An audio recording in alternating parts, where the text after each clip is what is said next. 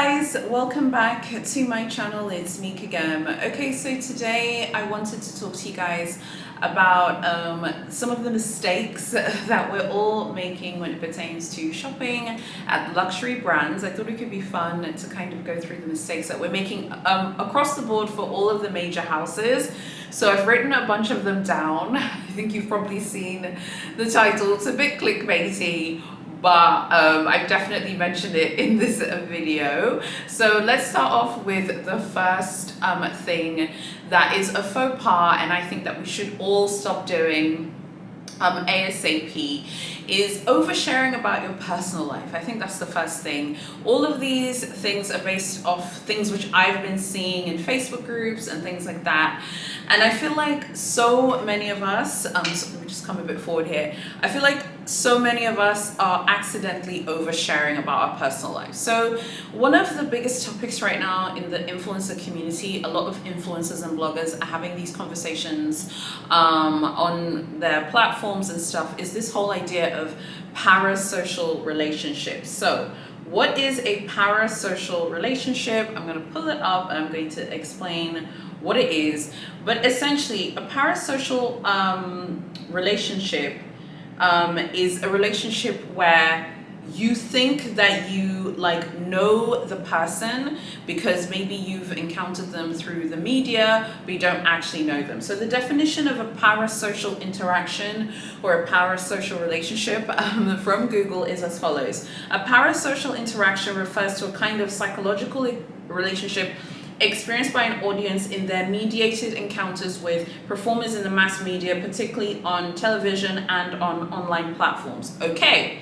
So this is a topic that comes up over and over again in the influencer community. A lot of influencers have been chatting about this. A lot of big names in the influencer community have chatted about this. And in terms of influencers, it's like people feeling that they know the YouTuber or that they know the blogger or influencer in a personal way just because they watch their videos or because they follow them on Instagram. I think a lot of people who shop from Hermes have a form of a parasocial relationship with their essays, because I think that in the Hermes shopping community, you see this kind of obsession with having an Hermes fairy or seeming like you're really close to your Hermes essay and they treat you differently because you have this appreciation for the brands and all the rest of it. The reason why I feel like there is a degree of a parasocial relationship, even though obviously with an essay you do have that face-to-face interaction, you don't have this mass media thing as you have in the description here. The reason why I think it is parasocial is because I feel like you don't, a lot of people who are shopping at Hermes don't know their essays on a personal level. In the same way that when you're watching your favorite influencer or blogger, you don't know that person on a personal level. You might, see their Instagram posts, you might see their TikToks and their Reels and their YouTube videos, but you don't know them personally. I mean, I don't have a huge following whatsoever, but I've definitely had encounters with some people who watch my videos and who feel like they know me personally. You don't know me, you don't know my opinions about flowers, you don't know what I think about certain political situations, you don't know a lot about me personally, because I don't share a ton of my personal life on this channel. I share little bits and pieces, I talk about my husband, whatever, but I wouldn't say I really share that much. And I feel like that's the same thing with luxury essays and clients. I feel like there are some clients who feel like they really know their essays on a personal level. You might feel like you know them because when you're shopping at Hermes, Louis Vuitton or Chanel, they don't make you spend a ton of money in order to score really coveted items, but that doesn't mean that you know how they felt today. You know if they fought with their boyfriend or their husband. That doesn't mean that stuff. And even if your essay shares that info, you don't know why the essay is sharing that info. I think that the rise of the internet, Instagram, YouTube, blogs has made people feel like they need to overshare, particularly in the big H community, but also in Louis Vuitton and Chanel, in order to make a connection with an essay and in order to create a relationship. I always crack jokes with you guys all the time, and I always tell you, honey, I'm married, okay? I'm in a relationship with my husband. Okay, I don't care like what happens in Paris. I don't have a relationship. Even if I did, it wouldn't be a relationship. It's just a business transaction at the end of the day. It's based on money, and it's based on how much money you spend. I have seen that a lot of people, again, in the Hermes shopping community, are oversharing with SAs. You know, to be completely honest with you, like, does your SA really care about the nooks and crannies of your personal life? Particularly if you're not a VIP. I feel like with a VIP, if you're a VIP at Hermes or Louis Vuitton or Chanel or any other brand, I feel like the SA probably does care, to be honest, like how you're doing in your personal life, just because you're spending a lot of money.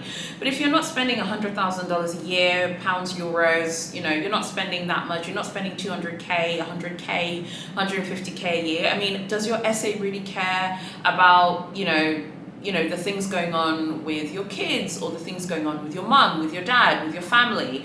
I think you need to be really careful about oversharing. Like I said, you know, because of my platform, I've also had people who've overshared with me, and sometimes like that's put me in an awkward situation because people think that they know you personally and think that they can share all kinds of like personal information that is actually completely extraneous to luxury shopping and the whole point of this channel. And I'm always gracious. Like, if someone has overshared, I'm gracious about it. But I do think in a luxury shopping like example, constantly oversharing with your SA and sharing a lot of personal information, I think is a turn off. Whether it's Hermes, Louis Vuitton, Chanel, Gucci, I think you should always just keep it professional and keep it as a business transaction. If your SA like decides to leave Louis Vuitton or Chanel or Hermes, like, do you think that they're really going to call you up and ask you your opinion? Like, hey, I think I'm going to leave Big H and I'm going to start working at Big LV. What do you think? No, they're not, because it's not a personal relationship. I do think that there's some of you who do have like great relationships with your SAs, and some of you do have bona fide friendships, but it's very rare. I would say it's like 1% of you have like a bona fide friendship. Like, if you were to lose everything today, would your Big H, Big LV SA, would they still contact you? Would they still, you know, want to connect with you? That is your answer. If the answer is no, you know, they're probably not your friends and it's just a business relationship. So how do you stop oversharing with your SAs? First of all, it's up to you to know the parameters of your connection with your SA at any luxury brand. I'm a fan of not talking about your personal life with luxury SAs. They just don't care. They have targets to hit. They have things that they need to do. I know that in the Big H community, many people talk about, you know, creating that relationship and having that connection and all the rest of it. You don't need to spill your guts and tell everyone your personal life and overshare everything going on in your personal life in order to have a connection with a Big H SA. Keep it very professional as much as you can, because you don't know whether your SA is feeling uncomfortable because you're oversharing a lot. And the reason why I decided to mention the oversharing thing is because I saw someone in a Facebook group a few weeks ago really oversharing. They were like explaining a situation with their Big H SA, and they were completely oversharing, in my opinion. I mean, I didn't comment on it, but when I was looking at it, I was like, wow, they're really oversharing. And if I was that person's SA, I'd be really uncomfortable to hear about this person's marriage and to hear about, you know, their family and them constantly talking about their kids. And before anyone has a go at me saying, oh, well, you don't have kids, that's why you're saying it. No, I don't have kids yet. God willing, I'll have them in the future. But I don't know if I would necessarily want to talk about my kids all the time to someone who isn't my friend and I have a business relationship. I think if your SA asked you, by all means, but I don't think you should be like oversharing a lot about your personal life, because I think it can really be a turnoff. I think particularly for Big H SAs, just because they hear so many people banging on and on and on about, oh, you know, it's my anniversary, it's my mum's birthday, you know, it's my daughter's, you know, christening or baptism, and it's this and this and this. I mean, every single day they're constantly hearing people bang on and on and on about milestones. It has to be exhausting to constantly hear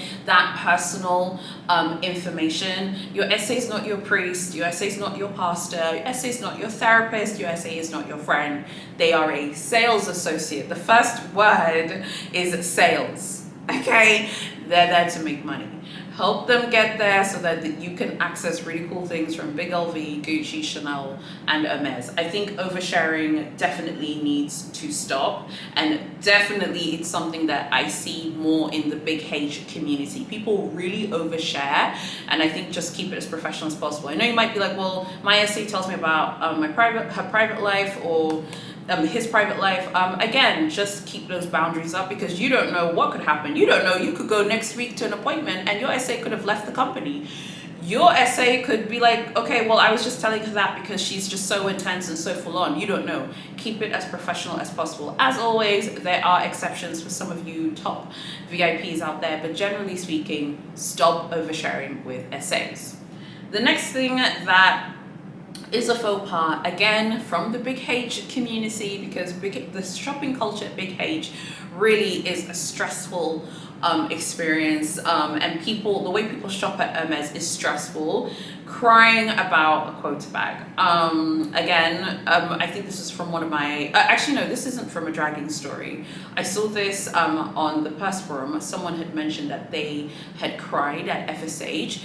It's on the Paris thread, but to be honest, there's some other like external factors as to why they cried, and I feel like they probably were justified in crying because the person felt that they had been profiled. I've been there. It sucks, okay? However, I wouldn't cry in the boutique. I would just leave the boutique and go cry in the hotel room. There's nothing wrong with crying if you've been treated badly, but I wouldn't cry in the boutique and let them kind of get that joy, okay? At the end of the day, honey, Big H is not gonna come in the middle of the night like a medieval succubus and take all the collagen from my skin and make me cry about her all day long. If you have been made to feel really upset in a Big H boutique, you need to remove yourself from that boutique, go home or go to your hotel and cry about it there where no one can see you crying, because I feel like you give Big H essays and the store managers so much power, and I feel like the shopping culture at Big H really kind of gives the essays and the store managers like way too much power, in my opinion. Like, if you ask me, I feel like they have so much power to determine things, and to be honest, I just don't think it's fair. So and this isn't the first time, like there are many stories of people crying. The dragging stories I've seen of people crying in the boutique. I don't think I've covered them, but I have seen like reviews of people saying that they did cry in an Hermes store. I've seen people say that they've got really upset to the point of almost shedding tears in the boutique. It doesn't really matter like what it is. Don't cry in the store, because you're literally giving away your power. If you're made to feel really upset, don't go back to the boutique and just go cry at home and kind of let it all out at home or in a hotel, wherever it's private. Because I feel like when you cry in the boutique, you just become a sitting duck for the SA and the store manager to just be like, oh wow, like, you know, she's crying over, you know, a leather handbag, when most people are not really crying about a Birkin, a Kelly, or a Constance. Maybe they're crying about the situation or how it made them feel. I just want to be clear that I'm not laughing at anyone who has cried at a Big H boutique, but what I'm saying is you have to really just understand that if you do that, you're going to become a sitting duck, okay, for in-store jokes. And then if you try and go back and shop at that store, they'll be like, oh, there she is, that's the crying girl who constantly keeps crying because she hasn't been offered a bag. So be careful about crying in the store. Like I said, by the way, I'm a crier. Like, I cry, but I'm not gonna come on here and cry. I'm not gonna go into a Big H boutique and cry. If I have to cry, I'll cry in the privacy of my own home, or if I'm traveling and there's like you know, some drama at a Big H store, I will leave the Big H boutique and go and cry in the hotel room, okay? Because you don't want to give them that power. Don't give Big H honey your collagen, because once she knows that you're weak, she will suck it all out of you, okay? Because that is what she does. The next faux pas that people need to stop doing is one which I think, again, I really see this a lot with Big H, but I also see this with Chanel. as well. In a lot of Facebook groups, people post like the chats that they have with their essays, and in this one group I saw someone post this like screenshot of them chatting with their essay, and they were like following up about a Birkin or a Kelly. I felt like they were so aggressive, like it almost came across like they were harassing, haranguing and hectoring at the essay, you know, to give them a quota bag. First of all, generally speaking, you're not supposed to mention quota bags via text, particularly those of you who are shopping at Big H in North America. And that's because I remember there was like a rumor that a Big H SA in the US got sacked for discussing quota bags like via text. So allegedly, Big H SAs in the US specifically don't like to talk about quota bags via text. Now, there's some exceptions. If you live far away, and some of you told me that you shop in like Las Vegas, of course you have to discuss your quota bag via text. But if you're shopping locally, you really shouldn't be doing that. And that's something that they don't really like, apparently. Even if you need to discuss it via text, or for example, like let's say you're very far away from your closest Big H boutique, you have to discuss it via text. You should only be discussing it in a way that is respectful. Don't forget that when you write messages to people, people can't hear your voice, they can't hear the inflections in your voice, they can't hear your accent, they can't hear, you know, like when you hear someone's voice, you can literally tell if someone is smiling, if they're laughing. When you're writing a text or an SMS, you can't hear any of those nuances at all. So some people literally in groups show the way they write to their essay, and sometimes it comes across very demanding, controlling. Some people are almost controlling in the way that they're asking, like, hey, you know, I'm really loving like my watch and my bracelet, like when do you think I can get a Birkin, or when do you think I can get a Kelly? That is not the way to go about it. Don't harass or hector at your Big H or Big LV or Big C, any essay via text. It is not a good idea. And like I said, there are going to be some exceptions. Some of you have to discuss, you know, your quota offers, particularly for Big H, via text. That's fine, but you really shouldn't be harassing that person constantly via text. A lot of people in a lot of Facebook groups complain that their Big H SA doesn't get back to them, doesn't respond. Well, if you're constantly harassing them via text, they're not really going to do that. I think the best way to keep texts is keep them short and sweet, and keep even email correspondence, keep it short and sweet, and don't ramble and go on and on and on and on. So for example, if you're making an appointment, make, you know, hello, I'd like to make an appointment for X date, I'm interested in buying fine jewelry and watches, thanks, Kige.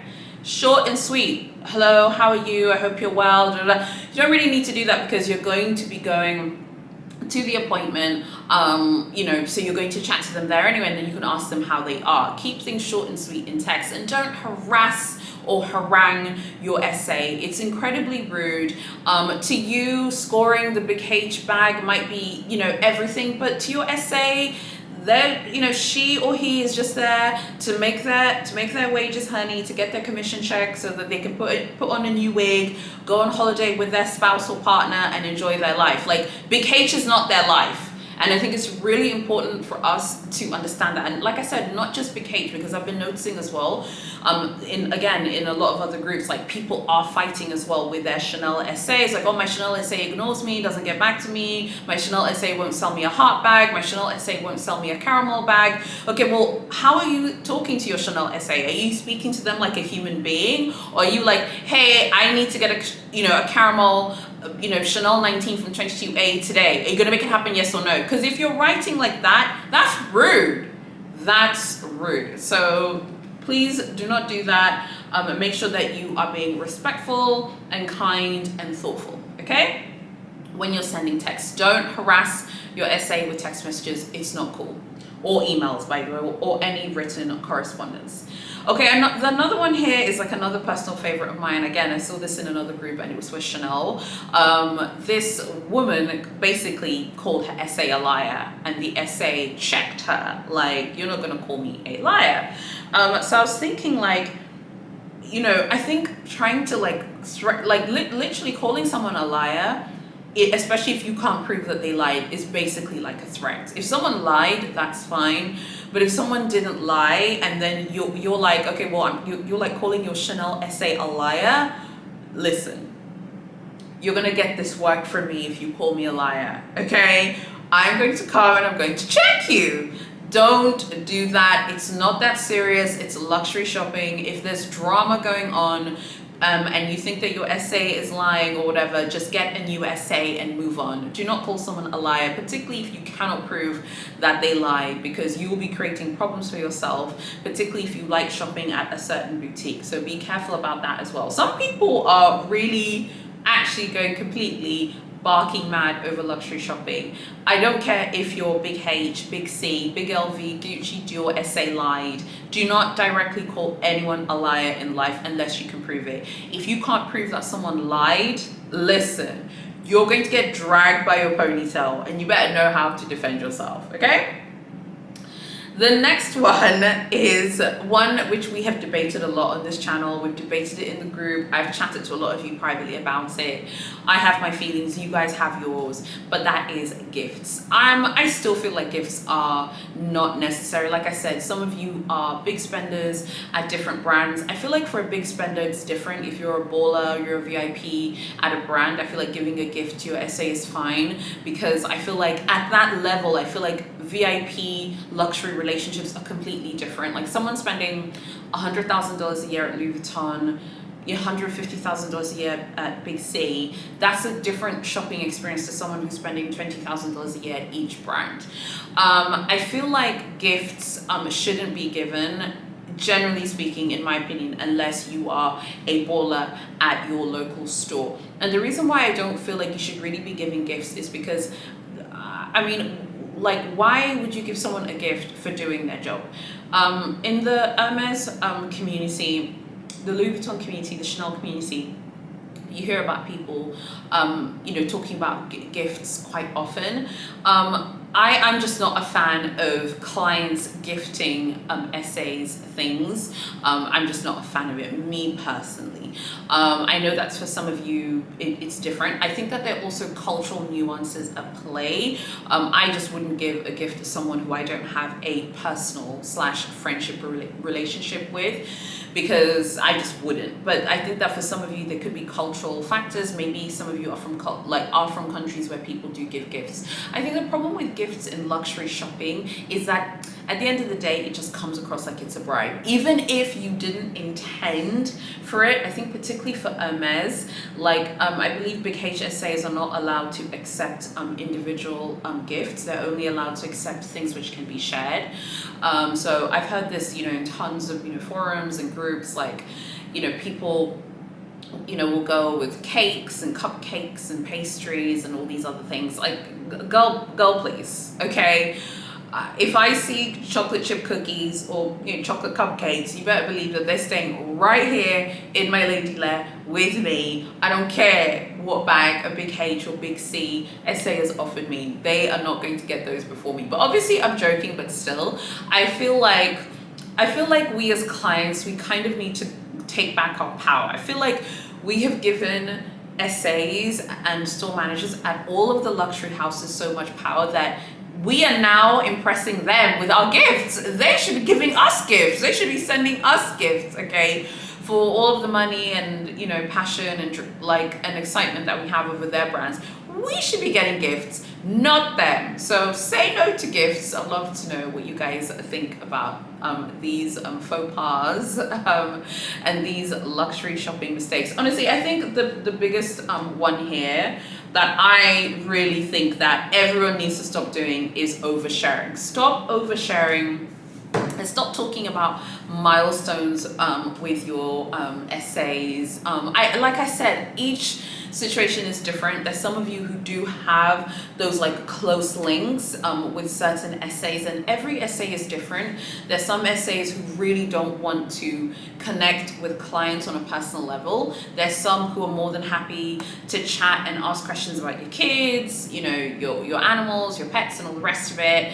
And there's some who sometimes will and sometimes won't. I think that it's a less stressful shopping experience when you keep that relationship very professional, because I do think that there have been instances, like definitely I've been told by some of you, and I've read instances in dragging stories and in Facebook groups as well, of people kind of thinking, wow, I thought that me and my SA had this great relationship, but now I remember one person in this group had said that they literally went to their next appointment and there was another SA there.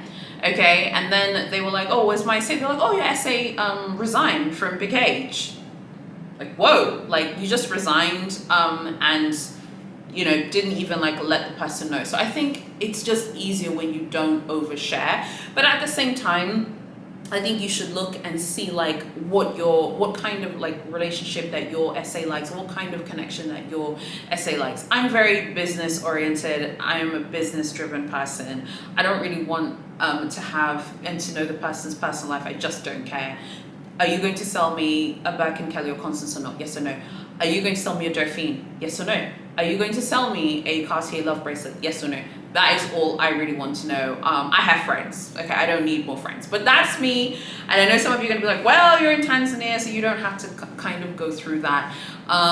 Yeah, true, fair point. But again, to me, they're just business relationships. I think if you look at it as a transactional relationship based on money, you won't be upset if the person leaves, if the person doesn't offer you something, because you just move on. I'd love to know what you guys think about these faux pas. Are there any faux pas that you guys would also like to add in the comments? Make sure you let me know. Before we talk about crying, because I feel like I wanted to just kind of add on to that point about crying, make sure that you're fully subscribed to my channel, you hit notifications, and you join my Facebook group. It's linked below. You don't want to miss out. Go join the group. It is so much fun. I think the crying thing, you know, we've all had crazy stories. We've seen them as well, of people crying about luxury brands. Like I said, my God, do not cry about any luxury brand in a public way, in the boutique.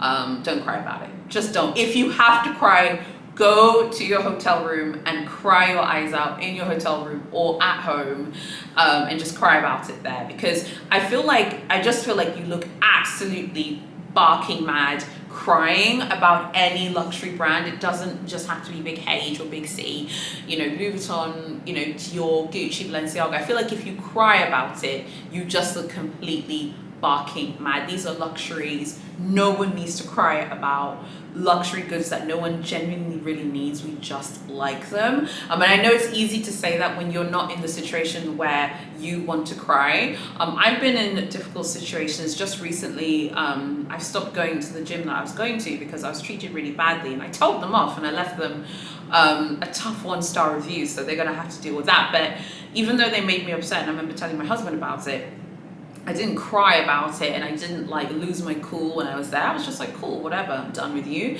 And I was angry about it, but I was like, it's fine. I'm gonna go on Google, I'm gonna leave my 1-star review, honey, and you're gonna get dragged.